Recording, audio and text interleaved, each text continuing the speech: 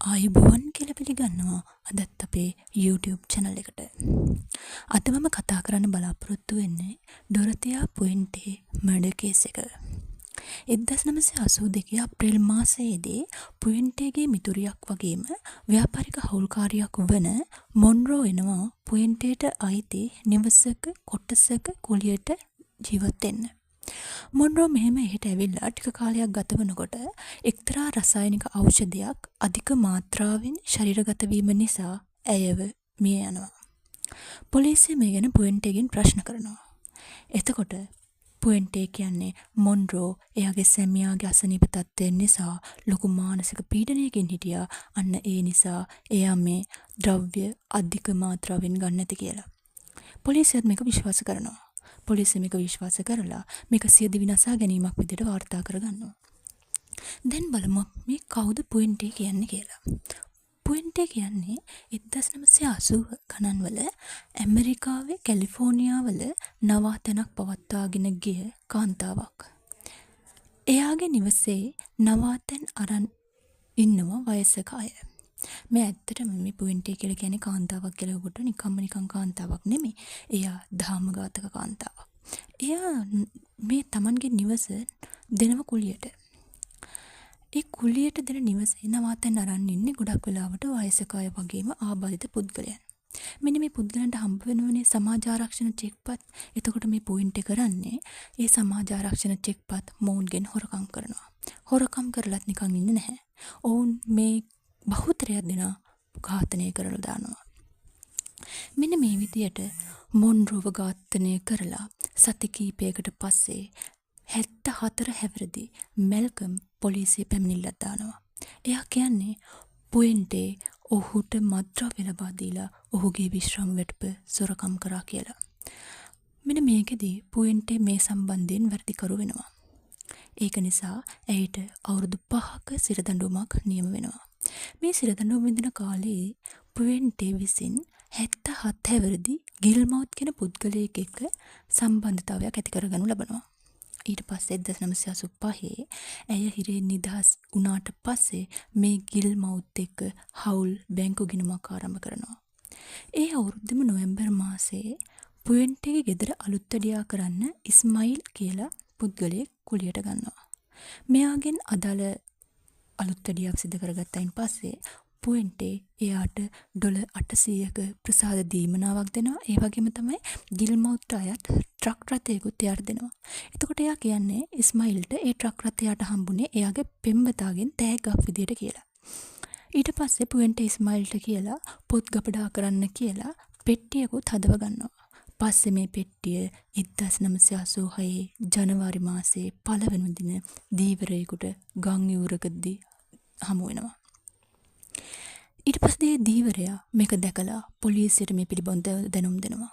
පොලිසියෙන් ඇවිල්ලා ඒක පරීක්ෂා කරනකොට ඒකේ තියෙන්නේ වයෝවෘද්ධ පිරිමි කෙනෙක්ගේ මල සිරුරක්.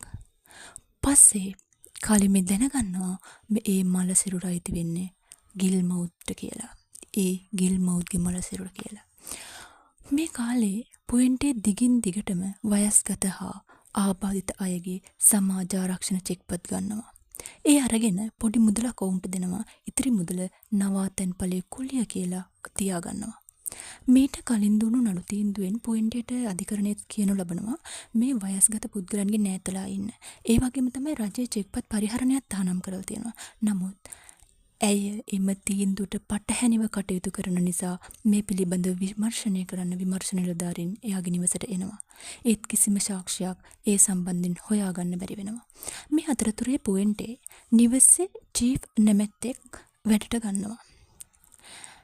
ඇය ඔහුට කියලා ඇගේ නිවසේ බිම්මහල හාරලා පස් වගේම බිම්මහල තියෙන පස් වගේම කුණු අයින් කරගන්නවා. ඊට පස්සේ ඒ බිම්මහලට එයා කොන්ක්‍රීට් දානවා. ඊටත් පස්සේ මේ චීෆ් කියන පුද්ගලයා එතනින් පස්සේ අතුරුදහන්. ආයේ 1988 නොවැම්බර් මාසයේ ඇගේ නිවසට කුලියට වැඩට ගන්නවා තවත් පුද්ගලයෙක්.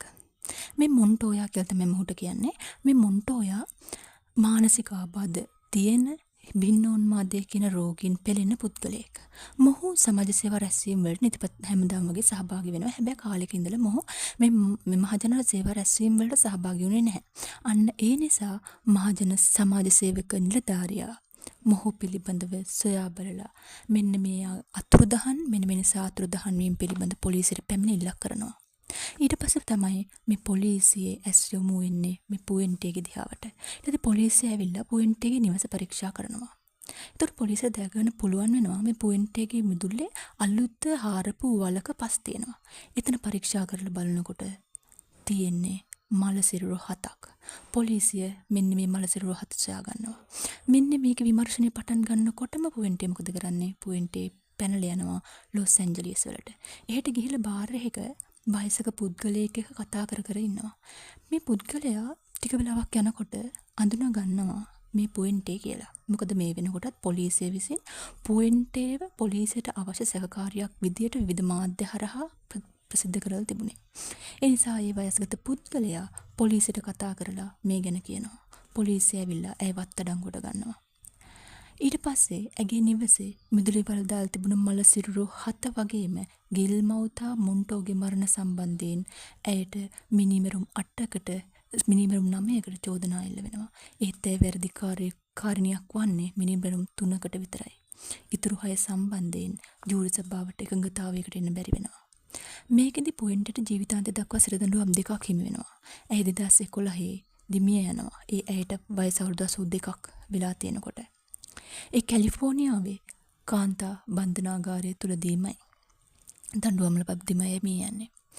ඒත් ඇය මේ යන තෙක්ම කිව්වේ ඇය මේ මරණ සම්බන්ධයෙන් වගකීම් බාරගන්නේ නැහැ. ඒක සිදු වුණේ එම පුද්ගලයන්ගේ ස්වභාවික හේතු මත කියලා. කොහොම වුණත් අන්තිමට වටිනා ජීවිත 9ක් අකාලේ මරණයට පත් වෙනවා. ඉතින් ඔයාලට දැනෙන්නේ මොකද්ද? ඔයාලත් මේ වගේ වීඩියෝ බලන්න කැමති නම් මේ channel එක subscribe කරන්න කියලා මම ඔයාලගෙන් ඉල්ලා සිටිනවා. එසේනම් ආයෙත් මේ වගේ වීඩියෝකින් හමු වෙනකන් මම සමුගන්නවා. ඔබ සැමට සුබ දවසක්.